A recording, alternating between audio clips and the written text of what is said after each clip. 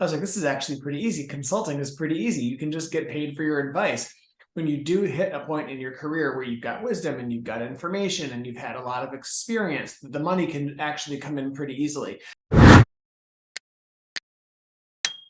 Hello, hello, hello. It's Holly Rustic here with Grant Writing and Funding, and I'm super excited to help you every single week grow capacity, increase funding, and to advance the mission of your nonprofit or of your nonprofit consultant, the many different nonprofits that you work with. And to help me this week, I have Sean Kosofsky back at the podcast. You are not a stranger to our podcast, and I love that because you're always dropping amazing gems. Hello, Sean. Welcome to the podcast. Hey, thanks for having me back. Super excited to be here. Absolutely. And Sean, you are known as a nonprofit fixer, and that is because you do help fix nonprofits, and you've been doing this for nearly 30 years, executive director of 5 different nonprofits, one a nationwide nonprofit. And you've been hustling your business now for quite some time too as a consultant and have recently gone full time. So congratulations on that shift. Thank you. It's super exciting. You're welcome. Yeah. So we're here to actually talk about that today. And I think that's great. You're also a speaker at the Nonprofit Consulting Conference online, which is happening this year on August 23rd and 24th, 2 full days of amazing sessions presented by Founded Technologies. And we have amazing other sponsors there as well. We have GEMS, we have Bloomerang, we have Essential Bookkeeping Services. We have so much going on, and we really have some great, that's of course by Funding for Good and Grant Writing and Funding.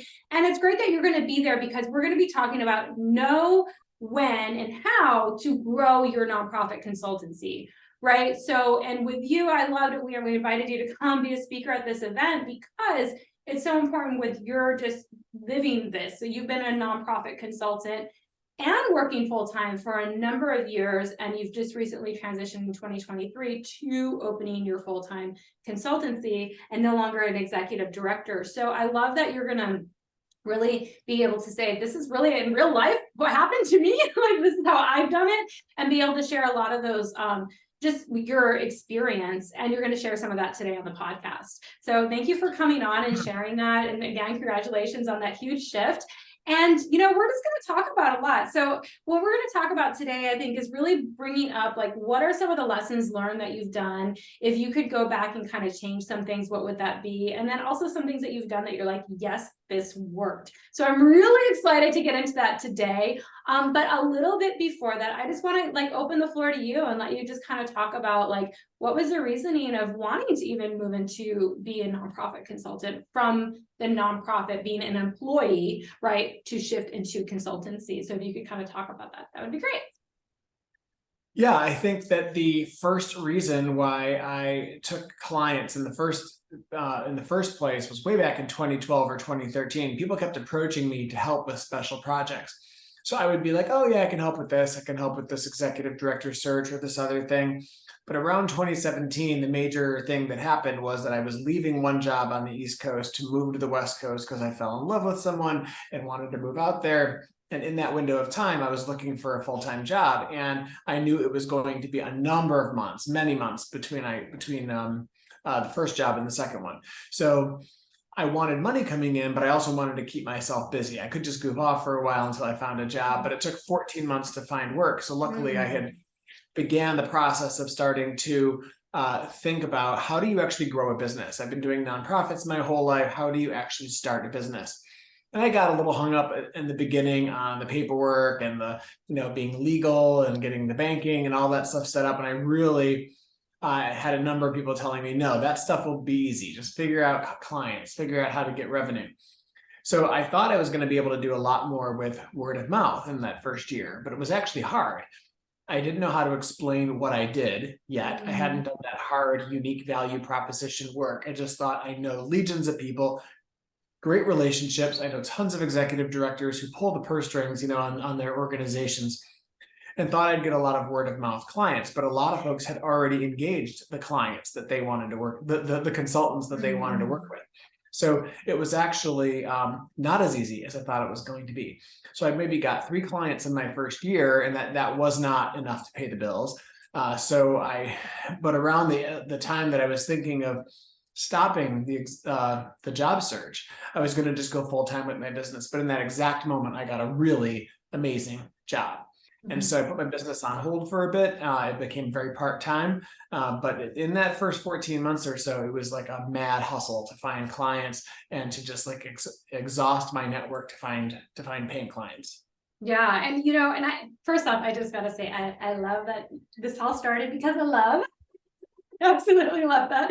So, and that's such a good origin story, right? It's hard because of love. So, but you know, and that's great because, you know, the first 14 months, right? That is when it's crazy for a lot of people because everything is a learning curve, right? So, like you said, just getting incorporated, figuring out your checking, your banking, your business license, the name of your company, like that can hold people back and paralyze them, right? So like just getting all of that sorted, and then on top of that, finding clients and getting revenue, knowing how to manage that and invoice and which software to use, and all of that is such like a crazy learning experience. So it's good you had time, if you will, to do that. But then you were set up. So at least you were set up. So that was back in, you said like 2012 that you were getting kind of at that point, taking on clients, and then you were full time. So then it was a number of years, a little like basically 10 years before you went full time, right? And can you kind of talk about that journey then of keeping clients on? You absolutely loved your job. So it wasn't like, oh, I hated my job, I need to leave it, right? It was more of like, I still love my job. So there's a choice I have to make as well. So can you kind of talk about that? Yeah, I think the key was that I think that the things I was being asked to do were easy, were sort of easy for me. So people would come to me and say, would you help us out with this executive director search? Just be on the committee, advise us, because we're hiring our first ever ED. And they would pay me for that time to help them with the search. I wasn't leading the search, I was just helping. I was like, this is actually pretty easy. Consulting is pretty easy. You can just get paid for your advice. When you do hit a point in your career where you've got wisdom and you've got information and you've had a lot of experience, the money can actually come in pretty easily. And the thing I love about the consulting work now is even when I was leading my climate change organization, I was paid really well. So I didn't need to keep my consulting work open for money. I did it because I loved my business. My clients were getting results, and I loved being able to help lots of purpose-driven organizations without having to do fundraising for them, right?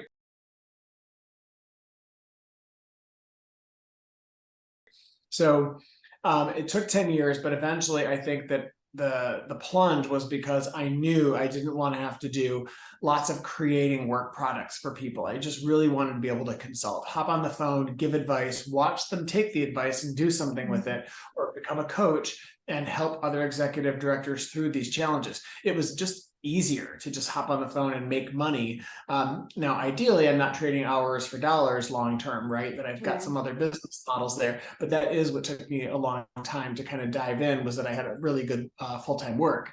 But then ultimately, I just decided I wanted to work for myself, and I wanted to be able to choose how my workday went.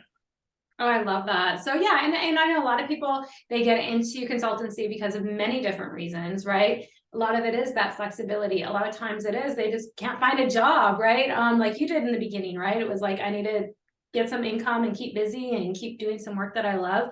Or sometimes even it is like they don't like their jobs and they need something, or they get fired or laid off, or you know what I mean? There's a lot of reasons that lead to working for yourself, but they don't always have to be negative. They can just be like, oh, you know what? I love the job that I was doing, but this kind of fits more in my work-life balance or whatever, right? So it's really cool that you're bringing those things up. But even that you had a structure, and I imagine your structure changed a bit over the last decade, right? With everything that's happened online and different things like, so now are you really offering like a lot of different things than when you first started in your consultancy 10 years ago? Probably the biggest transition is getting clearer and clearer over time about what I do and what I don't do. A lot of folks could come to me and say, hey, are you willing to do this thing for money? And at some point you need to say, that's a lot of work, and that isn't in my sweet zone, my sweet spot, right? So over time now I say that I do coaching, I do consulting, and I do courses, the 3 C's. And so that's basically what I focus on. And that helps me as a framework, like think about what I'll take and what I won't take. Up till now, I have been really resistant to do strategic planning for people. A lot of folks want strategic planning, but for me, the experience of strategic planning is the long, grueling weekend of just like pouring out all of this really emotional energy into producing this document. But I'm starting to change my mind about that because I have a couple clients wanting to work on that, and then just understanding that you can do strategic planning a slightly different way, like organizational alignment a different way. But over time, the thing that has really gotten clear for me is that I do want to sell digital courses. I really do want to take a lot of the knowledge in my head, put it into some product that I could just sell and sell and sell. Also, lots of organizations cannot afford a consultant. They need on-demand resources. So I think that putting it all out of my head and into decks and into like actual training courses gives me a curriculum. So anyone at any time can say, hey, can you do this training? I just pluck a lesson or a module from my course and go do that training. And so that to me is really where my business has gone, is helping executive directors with coaching, creating courses that I can then replicate for clients. And then the other main thing that's probably been the shift for me is increasing prices over time, because I have realized that the value is what you're delivering for the client. It isn't about what do I think this is worth. It's about the value you're delivering for clients. So increasing my prices over time and working with those that can actually afford to work with me, because I don't want 20 clients. I want 5 at a time.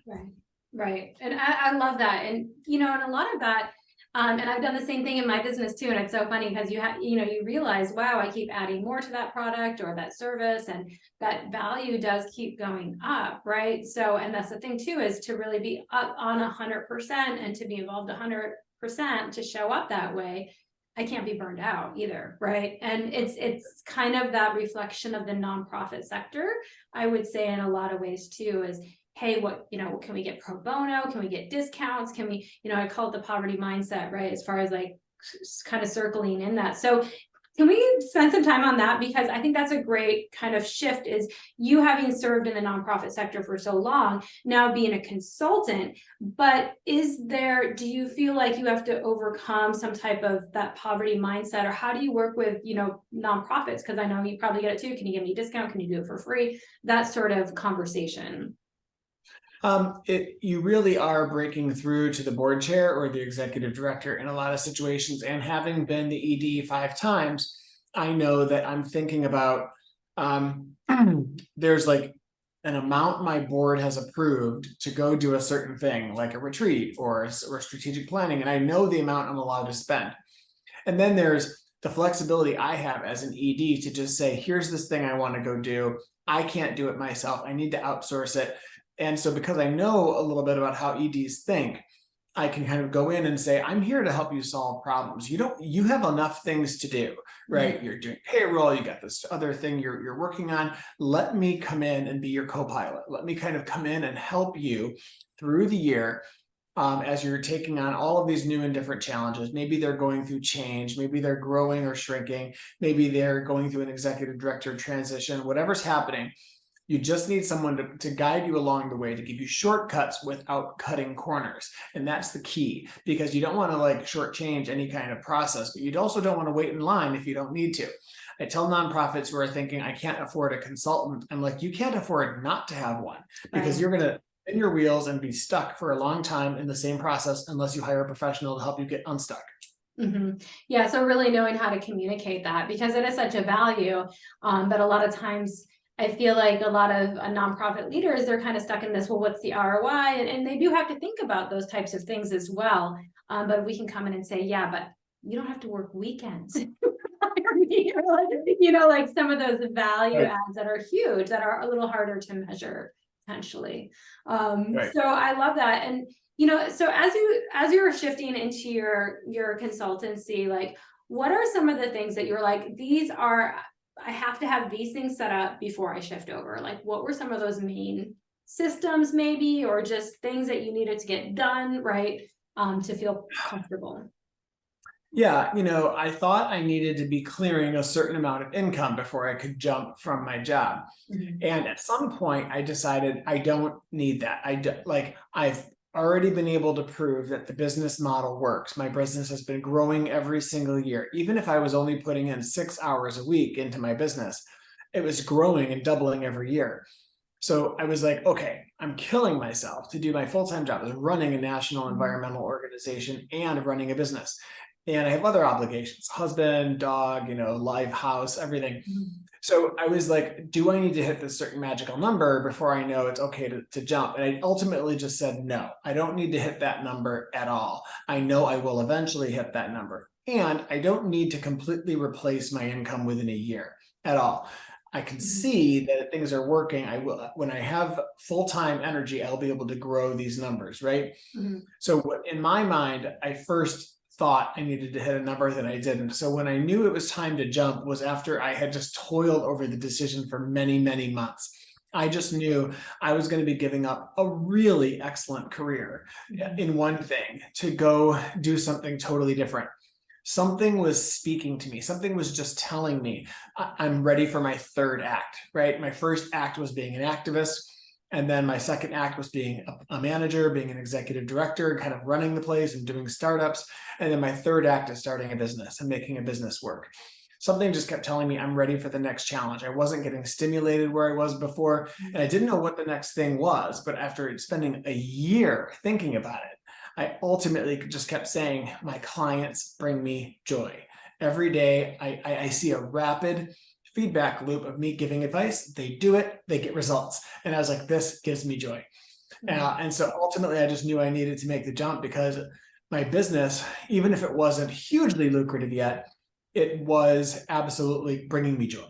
And so the Mhm. time to go full time was when I had enough savings. Mhm. For me, I had a good year and a half of savings. And I knew that the first 6 months in the business, I might see actually like a dip into that savings for a bit. Mhm. I'm lucky enough to have a second income. My husband does really well, so I don't have to worry about eating cat food if my business Mhm. fails. So for me, it was a lot easier. Some people don't have a second income or a partner that does well, but independently, my business can run on its own. But there's always that fallback.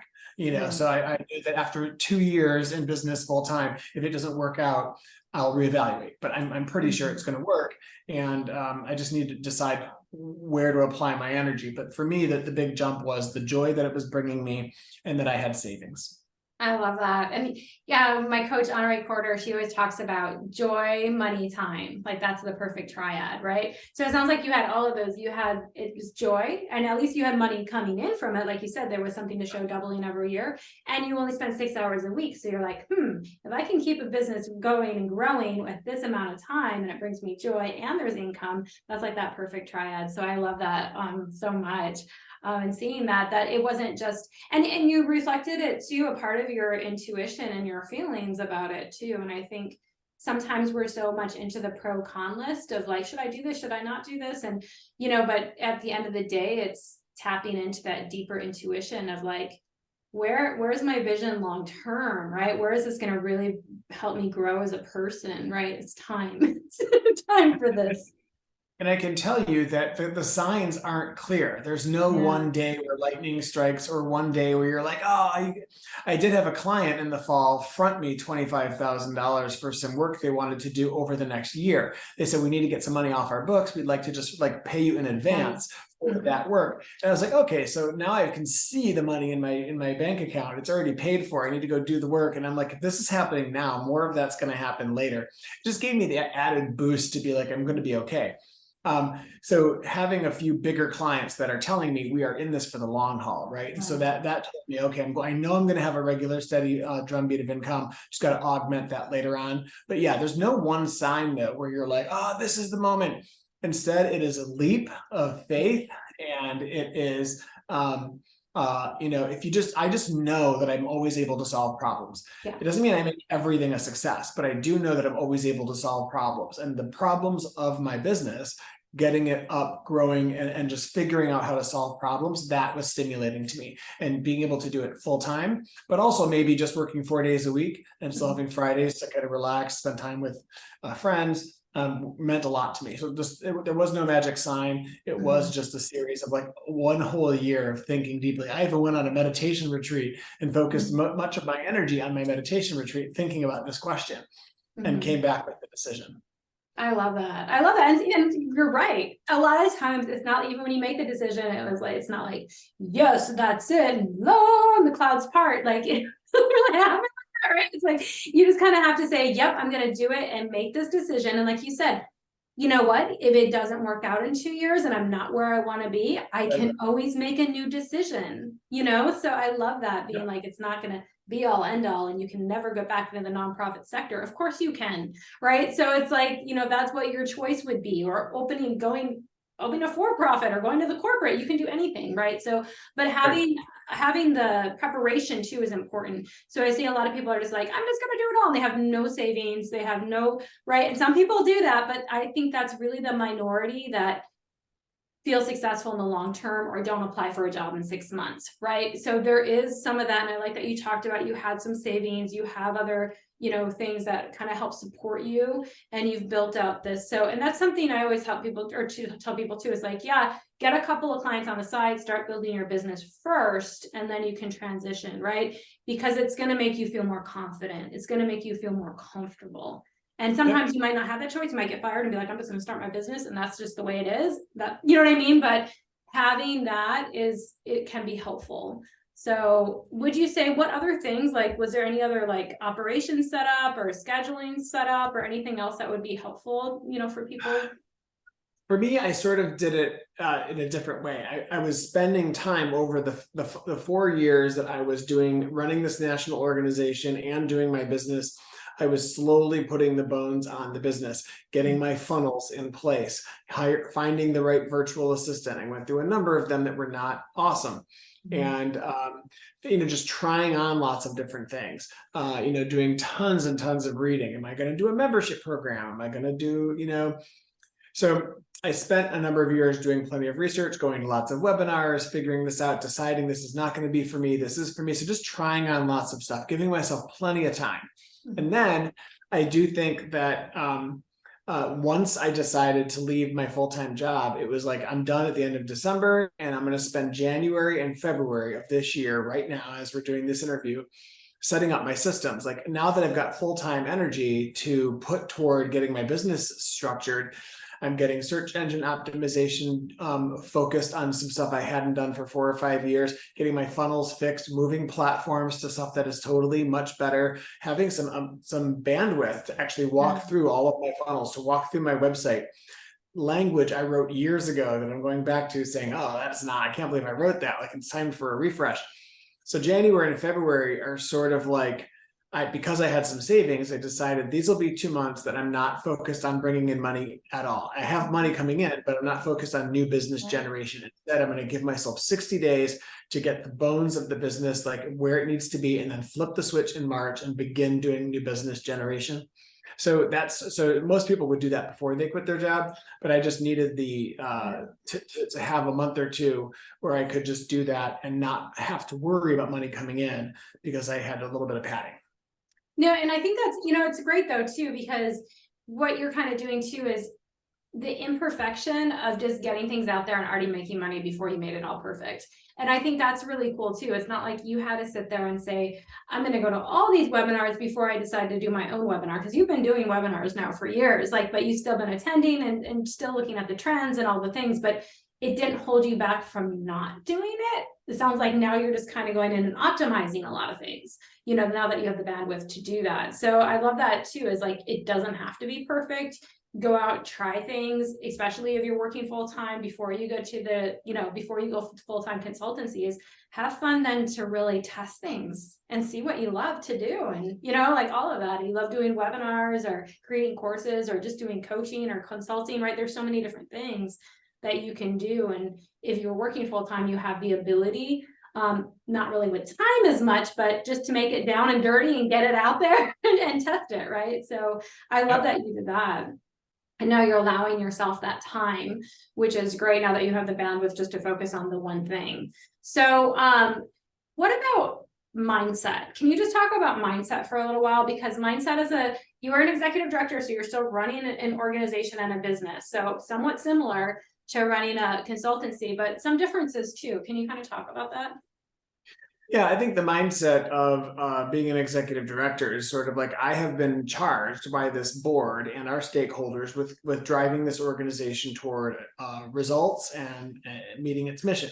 As a business owner, you're sort of your goals are sort of different, and so For me, it's like, I really love the idea of working with lots of different people. So as an executive director, you're focused on one organization, but as a consultant or as a business owner, I'm sort of focused on creating as much value. I just wrote a blog piece about this the other day about how the definition of success doesn't have to deal with how much money you're bringing in. The definition of success is whether your stuff works, right? Are people getting results?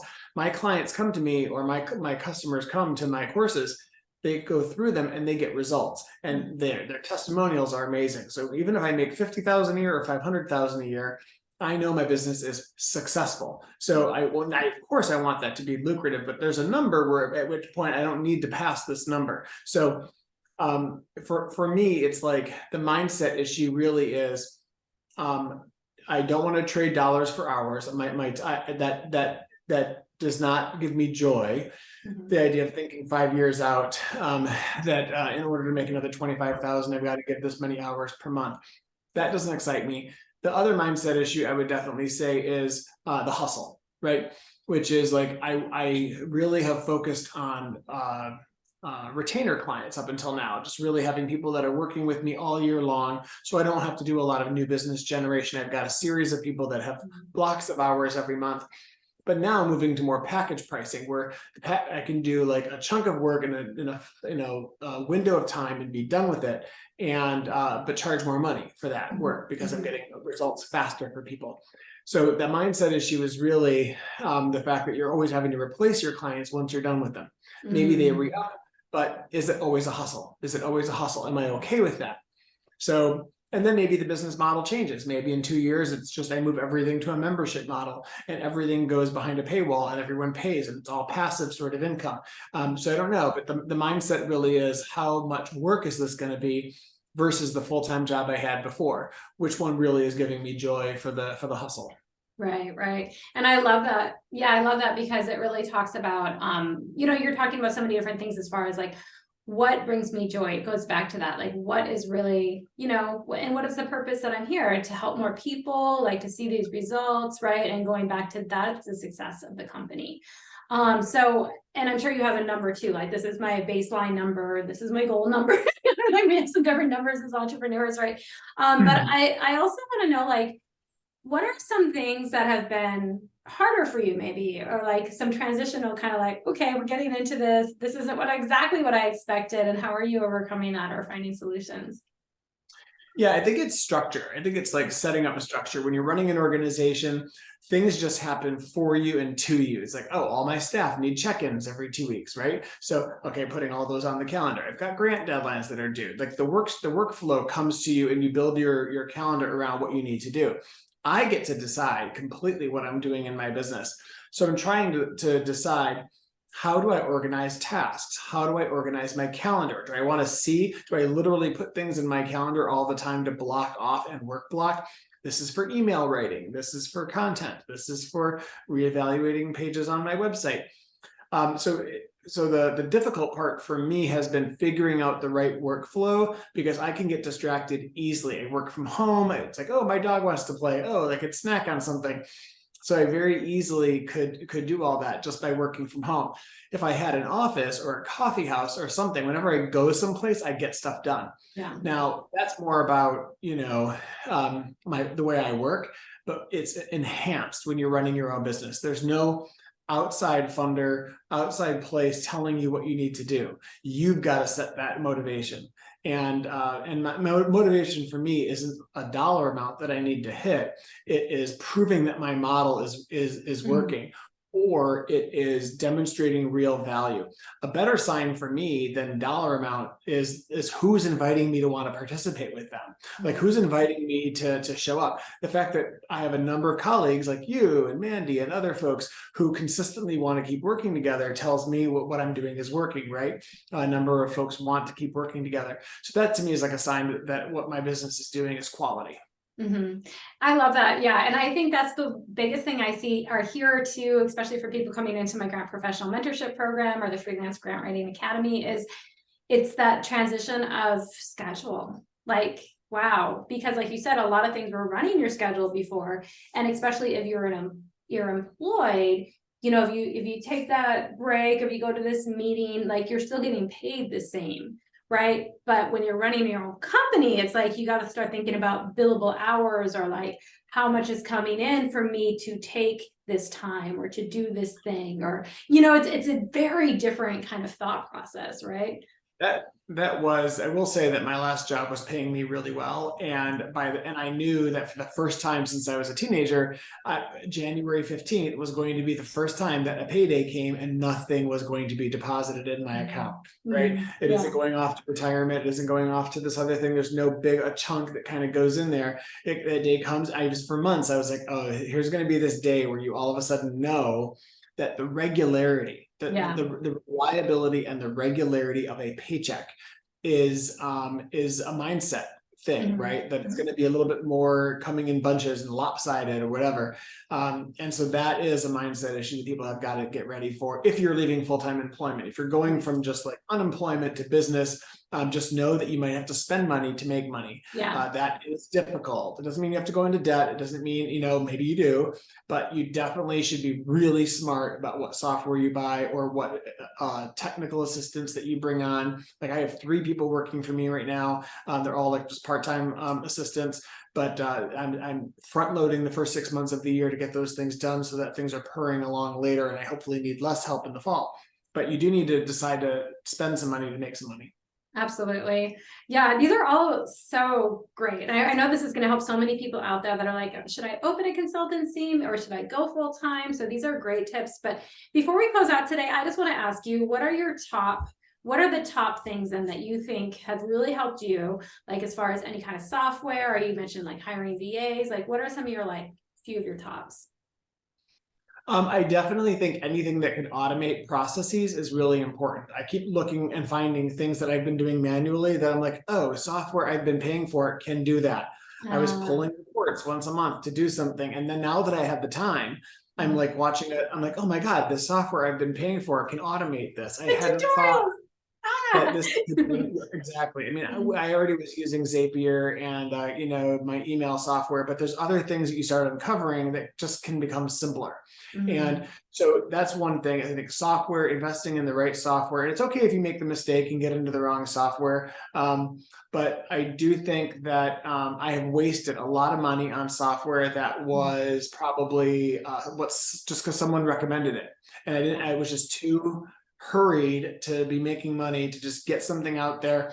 And I don't regret any of it. But I do think that there is a temptation to sort of just like, get something that works and get out the door and get your business running. But I probably spent more money than I needed to, but I was also okay with that because I had money coming in. Just be careful with that. I would just encourage folks as you're making that leap to really think about the software. Don't go for the full bells and whistles if that's not what you need. You don't have to future-proof your software like, oh, I'm going to need this in 5 years, so I might as well get it now. Just take it step by step, do the simpler stuff. And if you have to change later, just bite the bullet and do it. I love that. Yeah. And that's the way I feel about the software too. And even other things that I bought, I'm like, it's never wasted money, right? If you always look back at it and say, I've learned something from it, I learned not to do that again, whatever it is, or like you said, like there's a lot of software just because it can do that one thing that will fix it in the moment. And then then it's nice to look at your software every quarter, at least every 6 months, and be like, am I still using this stuff? Right? Because maybe you just got it to fix something real quick because you're so busy and there's so much going on that, it just needed to be the fix, the quick fix. And you're stuck with it. So I love that. So any other advice to people who are thinking about going full-time as a nonprofit consultant?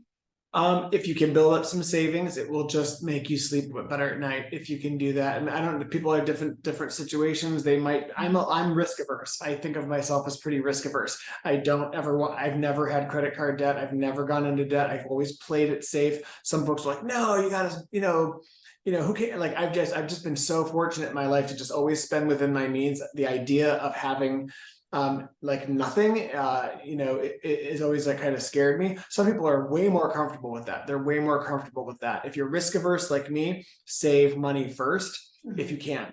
It might mean staying in your job an extra 6 months or taking some clients on the side before you jump. If you're like, no, whatever, I just would rather have free time than worry about debt. I know I'll make money later on. Go for it. But for me, I know that having savings helped me make the choice that was right for me. And again, savings could mean selling something. It could mean doing a little bit of early work in your business, or it could mean just living more simply, or whatever it is. But for me, that was a helpful thing that helped me make the jump. Yeah, yeah.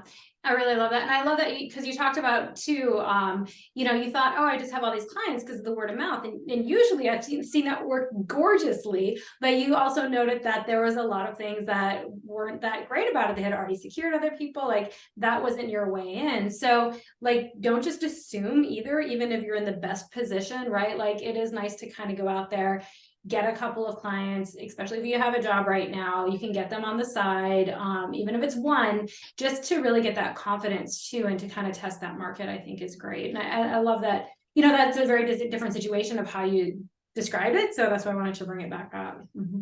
And the single other thing that, because when I first started, I was like, hey, I would call people and be like, hey, would you want to hire me to do some stuff? And they were like, what do you do? And I had done everything. And so I thought I could explain it, and I couldn't, because I hadn't done the hard work of unique value proposition. So I actually went through some exercises. Who's my ideal client? What is the actual thing, the problem in the world that I solve? And the clearer and clearer I got, because bring me in for this, bring me in for this. No one wants to hear that. No one wants to hear you pitching where you're like, I don't know, I can do anything. Then you just sound like a freelancer. You sound like you're just freelancing, just like put me to work, instead of I'm an expert, which is in my career where I was at. So I definitely think you should get crystal clear about what you do, what you don't do, and why. That unique value proposition, do some of that work. Those are exercises that people can take online. Go do that before you start hunting down for clients. If you're a specialist, I build websites, I write code, it's going to be easier for you. But if you're a generalist, do the unique value proposition work. I love that so much. And I know you're going to be talking more about this at the Nonprofit Consulting Conference. You have a whole session on this specifically. So if you guys really love listening to this, getting a lot of gems, which I know you are, you'll definitely want to sign up for that conference. So thank you, Sean, for coming on today for the Grant Writing and Funding podcast and YouTube channel, and letting people know like some of the behind the scenes of becoming a full-time nonprofit consultant. And we're happy to always have you back on the podcast, and I'll see you at the conference. Awesome. Thank you. All right, thanks.